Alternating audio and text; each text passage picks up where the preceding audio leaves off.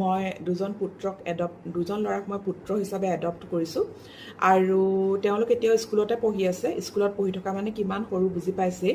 গতিকে মই নিজক কুশলে ৰাখিব লাগিব, হয় নহয়? মই তেওঁলোকৰ দায়িত্ব লৈছোঁ যদি মই কুশলে নিজকো ৰাখিব লাগিব।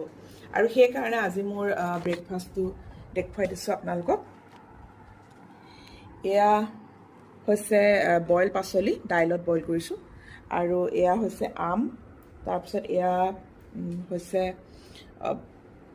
ড্ৰাই ফ্ৰুটছ, তাৰপিছত এয়া মানে মধুৰি আৰু নাচপতি, তাৰপিছত এয়া গাজি মগু, তাৰপিছত এয়া হৈছে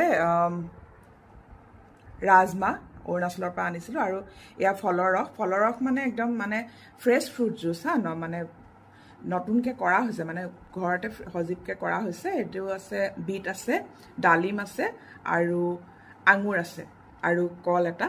গতিকে এইখিনি আপোনালোকে দেখিলে যে মই কেনেকৈ দাইল, তাৰপিছতে তাতে বইল পাচলি, আম, তাৰপিছতে নাচপতি আৰু মধুৰি, তাৰপিছত গাজি মগু আৰু বাদাম, তাৰপিছত ৰাজমাহ, তাৰপিছত শুকান ফল, তাৰপিছত কল এটা, এইখিনিৰ সৈতে মই খাম। কাৰণ আপোনালোকক মই কৈছোঁৱে যে মই ভাত আৰু ৰুটি বা চিৰা বা এনেকুৱা ধৰণৰ জাতীয় মই কাৰ্বহাইড্ৰেট থকা বস্তু নাখাওঁ। গতিকে এনেকুৱা ধৰণে মই খাওঁ।